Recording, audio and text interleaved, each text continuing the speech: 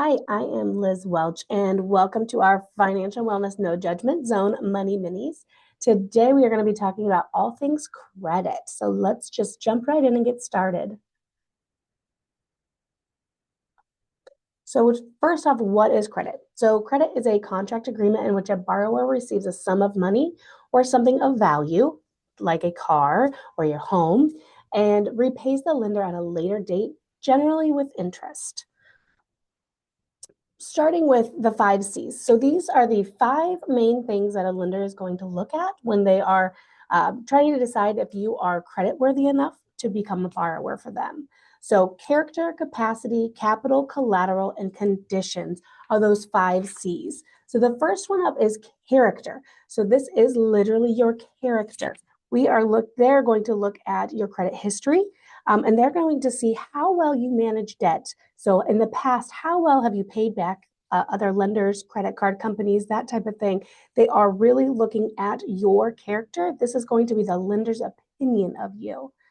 The next C is going to be capacity. So now they're going to look and see, do you have the capacity to repay this loan?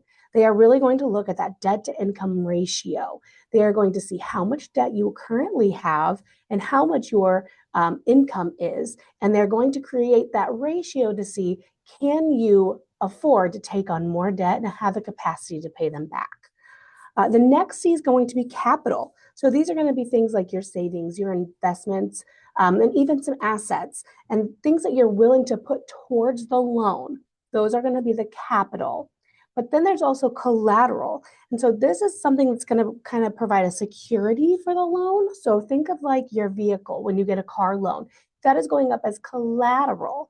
That way, if you do not make those payments, they can take that. So when we have a secured loan or secured credit card, this is the collateral we are putting up to our lenders to help support that loan, something that they can take in case you aren't unable to pay.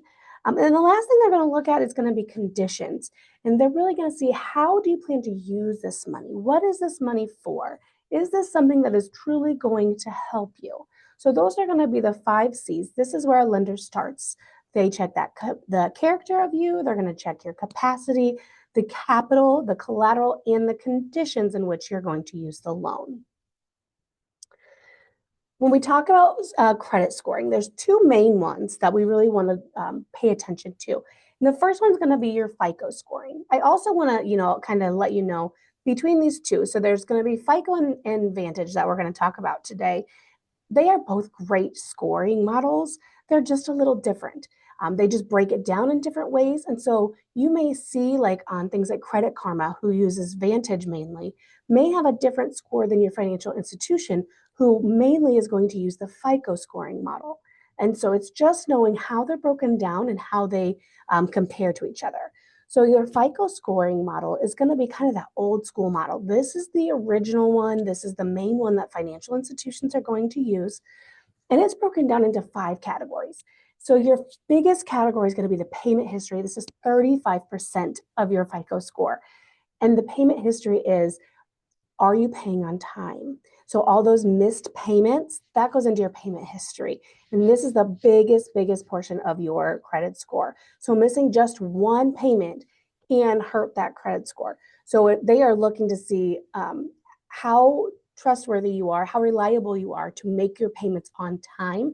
That's where that 35% comes in. And then we have the next biggest is going to be the amounts owed. So this is going to be all of your credit.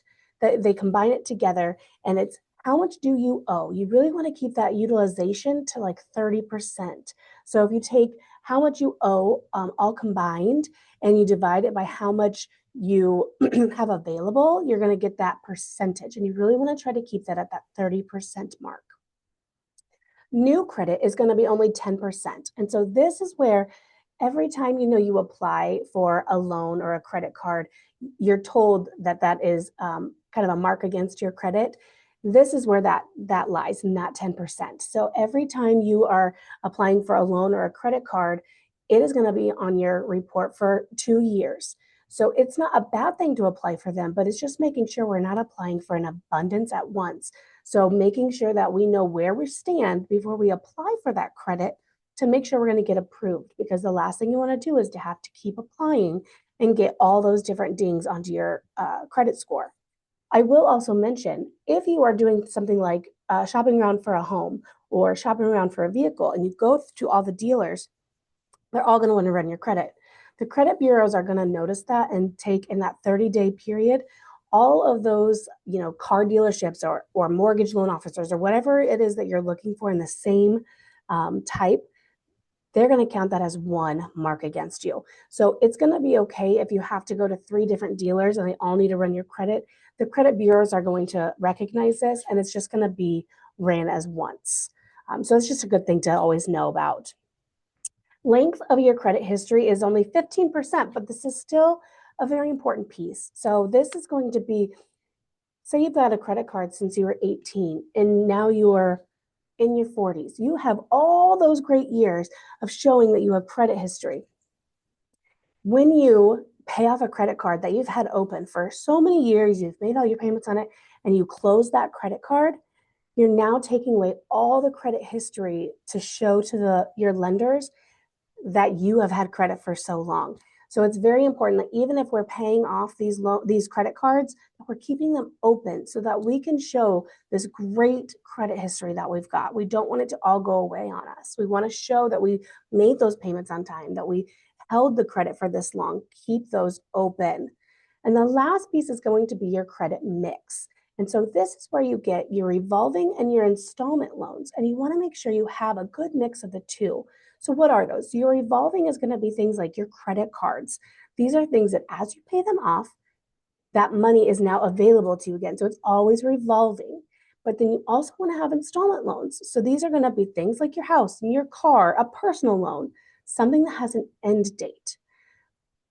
Lenders want to see that you can do both, that you can make final payments on time with your installment loans, but also with revolving in your credit cards, you are able to do that responsibly. We're not maxing them out. We're able to pay them off. We're keeping it revolving. They really want to see a great mix between the two.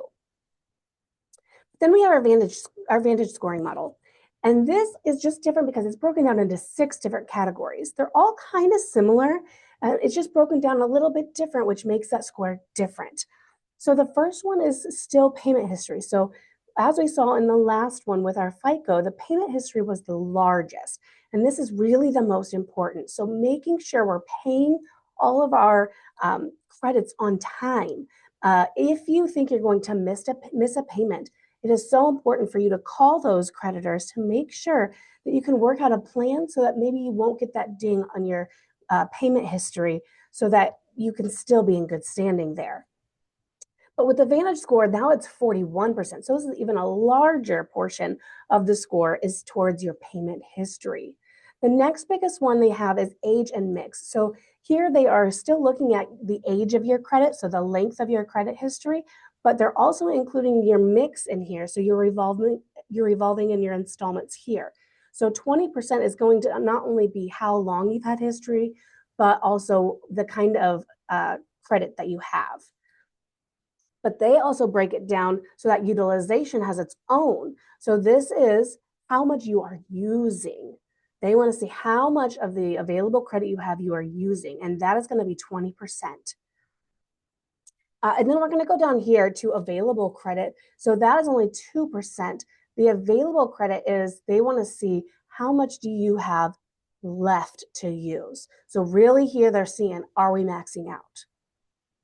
Balance is going to be what you have, the balance of all of your credits together. So utilization, balance, and available credit, they kind of go into one like the FICO score did. Those really go together, but they break them down on the Vantage score into a little bit different categories, and that's why there's such a change in it. Another bigger difference here is that the new credit is at 11% as opposed to 10%. Not a huge difference, just 1%, but still it's showing you that you are going to get those different scores just because of the way they break up all of the information that's being sent to the credit bureaus. Not only is your credit score important, but your credit reports are important, and we need to be checking them on a regular basis. So one place that you can go is annualcreditreport.com. This is a place you can go to weekly, and for free, you can get your credit report. Now, you cannot get your score, but that's okay. You can get your report, which is so, so, so important for you to pay attention to, because here you can verify, is your name, your address, your phone number, your employer, is all of that information correct? Is all of the credit that's on there correct? Is everything that you have requested to have credit for on there correct? Or is somebody else using your stuff? This is where you can catch the fraud. You need to be checking your credit reports on a normal basis to make sure that it's all you, because we know that currently fraud is so real and we want to protect ourselves. So by making sure we are checking on a normal basis to make sure there's no new credit card that's not us, or no new loan that is not us. Making sure that all the payments we make are being reported to the credit bureaus. That is so, so, so important. If there are any discrepancies on your report, at annualcreditreport.com, you can dispute all of these, and they will help you go through the steps that you need to dispute those with the credit bureaus and how you can get that fixed on your credit report. So again, I want to tell you, annualcreditreport.com, grab a pen, grab some paper, write that web address down. I want you to visit that if you can, to really start checking on your credit report, because it is so important and so healthy for your finances for you to be checking that on a normal basis. A couple ways for you to build and improve your credit score. We just talked about in the last slide, checking your credit report. That is going to be huge, because when you know where you stand with your credit report, that is going to help you find the ways to build it back up. We really want to make sure we are paying our bills on time. That is a huge portion of both credit scoring models, paying bills on time. So make sure you set them up automatically if you can. I know sometimes that's really hard to do, but if you can set them up on an automatic payment system so that you are not missing any, that is going to be the best thing to do. I also talked about earlier, call those companies. If you know coming up, there is no way I can pay that credit card bill on the 4th, but I could pay it on the 10th.